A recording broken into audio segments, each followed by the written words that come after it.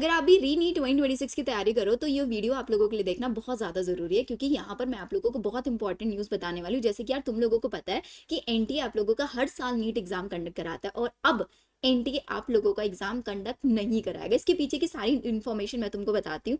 आज 25 of May supreme court में NTA की हियरिंग थी। अब उस हियरिंग में क्या हुआ, उस हियरिंग में सुप्रीम कोर्ट ने एनटीए को फाइनली ये बोला है कि यार तुम हमको एक एफिडेविट सबमिट करके दो। अब उस एफिडेविट में एनटीए क्या करने वाला है, एनटीए आपको पता है 2024 में पेपर एनटीए ने कराया था, पेपर लीक हुआ था। उसके बाद 2025 में पेपर ऑफकोर्स लीक नहीं हुआ, लेकिन पेपर का लेवल बहुत ज्यादा एनटीए ने डिफिकल्ट बना दिया था। तो ऑफकोर्स वो भी चीजें वर्थ इट नहीं है। 2026 में तो आपको पता है कि मास लेवल पे इस बार रीनीट कंडक्ट हो रहा है, that's not an easy task. 22 lakh बच्चों को यहाँ पर परेशान होना पड़ रहा है, 22 लाख बच्चों का ट्रस्ट यहाँ पर टूटा है। तो सुप्रीम कोर्ट ने रिटर्न में प्रूफ मांगा है एनटीए से कि यार 2024 में अगर पेपर लीक हुआ था तो उस पेपर लीक होने के बाद तुमने क्या क्या सिक्योरिटी मेजर्स लिए, तुमने किन किन चीजों का ध्यान रखा। जिसने पेपर लीक किया था, क्या आपने वहां पे सीबीआई इंक्वायरी की थी, क्या सारी चीजें आप लोगों ने चेकलिस्ट की थी कि गोइंग फॉरवर्ड अगले सालों में ये चीज वापस से ना हो। तो इन रिटर्न एनटीए को ये चीज लिख के देना है आप लोगों को सुप्रीम कोर्ट में, जो कि 3 दिन बाद उनको सबमिट करना है।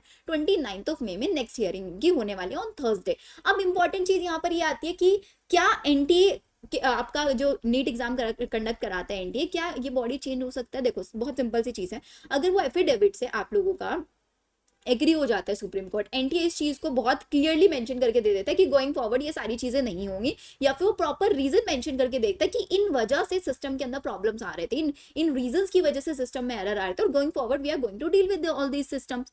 तो अगर वो ऐसा कर सकते हैं तो एनटीए को बोला जाएगा कि हाँ वो नेक्स्ट एग्जाम्स कंडक्ट कराएंगे। लेकिन अगर सुप्रीम कोर्ट उनके एफिडेविट से बिल्कुल भी एग्री नहीं होता है तो एनटीए आप लोगों का going forward NEET exam conduct नहीं कराएगा। और ये न्यूज तो आप लोग पहले से ही सुन चुके हो कि यार आपका जो नीट एग्जाम है 2027 से सीबीटी मोड होने वाला है। और आपको भी पता है कि सीबीटी मोड नीट का एग्जाम 22 लाख बच्चे देते हैं, और हमारा सिस्टम अभी इतना ज्यादा डेवलप नहीं है कि 22 लाख बच्चे एक साथ एग्जाम दे पाए। जैसे जेई का एग्जाम है मल्टीपल शिफ्ट्स में होता है, सीयूटी का एग्जाम है मल्टीपल शिफ्ट्स में होता है, तो आपका नीट का एग्जाम भी सीबीटी मोड होते ही मल्टीपल शिफ्ट्स में होना शुरू हो जाएगा। मॉर्निंग शिफ्ट, इवनिंग शिफ्ट, या फिर अलग अलग डेज में भी एग्जाम कंडक्ट किया जा सकता है। तो बी प्रिपेयर्ड आप लोग। री नीट 2026 जो होगा 21 जून को, ये एज इट इज होगा, क्योंकि अगर आप अभी देखो अभी थर्सडे में हियरिंग है, थर्सडे के बाद फ्राइडे एक दिन हो जाता है, और उसके बाद सैटरडे संडे ऑफ रहता है। तो आई डोंट थिंक, क्योंकि देखो अगर चेंजेस हुए, अगर एनटीए अभी जून तक आप लोगों का सुप्रीम कोर्ट ये डिसाइड कर लेता है कि एनटीए पेपर कंडक्ट नहीं कराएगा, या फिर एनटीए को चेंज किया जाए, या फिर कोई नई बॉडी लेकर आए, तो हो सकता है कि 21 जून वाला जो पेपर है उसमें भी चेंज हो। लेकिन इसके बिल्कुल 0.1% चांसेस है कि 21 जून में जो तुम्हारा पेपर कंडक्ट होने वाला है ना, उसमें कोई भी मेजर चेंजेस आने वाले हैं। तो सबसे पहली चीज, जो बच्चे अभी री नीट की तैयारी कर रहे हैं वो तो प्रॉपरली फोकस करके पढ़ते चलो। लेकिन जो 2027 या फिर 28 आगे आने वाले जो बच्चे हैं ना, उनको बहुत ज्यादा इस बार से प्रिपेयर हो जाना है कि यार आगे आने वाले नीट एग्जाम में पैटर्न में भी चेंजेस आएगा, पेपर के लेवल में भी चेंजेस आएगा, और कंडक्टिंग मोड और एज लिमिट भी आपको पता है कि अभी आप लोगों का ये भी न्यूज में चल रहा है कि एज लिमिट भी आ जाएगी, साथ ही साथ अटेम्प्ट लिमिट भी आ जाएगी। और इससे एक और चीज आप लोगों को पता चलती है, जो बच्चे अभी 2026 में 21 जून को एग्जाम देने वाले हैं ना बेटा, तुम्हारे लिए अच्छा मौका है। हमें नहीं पता 2027 में हमारे पास कौन सी कंडक्टिंग बॉडी है। इससे पहले आपको पता है कि एनडीए से पहले सीबीएसई कंडक्ट कराता था नीट का एग्जाम, तो पेपर का लेवल वॉज वेरी डिफिकल्ट। एक बार 2010 का, 2009 का, 8 का ये पेपर उठा के देखना, एआईपीएमटीज होते थे, पीएमटीज होते थे, उनका लेवल तुमको पता चल जाएगा। जब से एनटीए आया है तब से पेपर कंप्लीटली एनसीईआरटी बेस्ड हुआ है।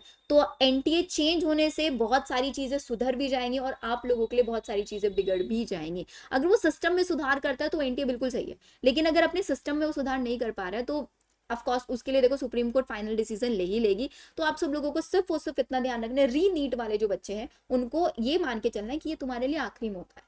नेक्स्ट ईयर से सीबीटी मोड हो जाएगा, बहुत सारे चेंजेस आएंगे बेटा। तो अगर ड्रॉप लेने का सोच भी रहे हो ना, तो प्लीज प्लीज इसी, ये जो बारी है ना अभी तुम्हारे, इसमें अपना 100% दे दो। तुम्हारी पूरी बायो की प्रिपरेशन मैं इसी चैनल पे करा रही हूँ, तुमको हर चीज ऑथेंटिक इन्फॉर्मेशन इसी चैनल पे प्रोवाइड करा रही हूँ, एक एक चीज। अगर तुम मेरे चैनल के लाइव सेक्शन में जाकर बेटा देखोगे ना, तो तुमको मेरी प्लेलिस्ट नजर आएगी एक री नीट 2026 की, जिसके वापस से मैंने अभी आप लोगों के, जब से री नीट आया तब से वापस से लाइव लेक्चर स्टार्ट किए। वन डे वन चैप्टर हो रहा है, पूरी नीट आखिरी उम्मीद ये सीरीज आप लोगों को मेरे चैनल पे मिल जाए। अभी फ्राइडे से वेंसडे से ही इसी चैनल पे पूरा ऑर्गेनिक केमिस्ट्री तुम्हारे लिए स्टार्ट करने जा रहे हैं विवेक सर। तो आप लोग चैनल सब्सक्राइब करके रखना एंड गोइंग फॉरवर्ड तुमको बहुत सारी गुड न्यूज़ भी आने वाली है। टेंशन मत लेना, I am there for you. बहुत इंपॉर्टेंट है, जितनी रिलेवेंट इन्फॉर्मेशन होगी सिर्फ वही मैं तुम लोगों को यहाँ पर प्रोवाइड करा रही हूँ। आपको पता है कि न्यूज़ बहुत सारी चलती रहती है, लेकिन मैं हर न्यूज़ पे वीडियोस नहीं बनाती हूँ। सिर्फ वो चीज़ जो तुम्हारे लिए रिलैक्सिंग हो सकती है या फिर तुम्हारे लिए ज़रूरी है, सिर्फ वो इन्फॉर्मेशन तुमको इस चैनल पे मिलने वाली है।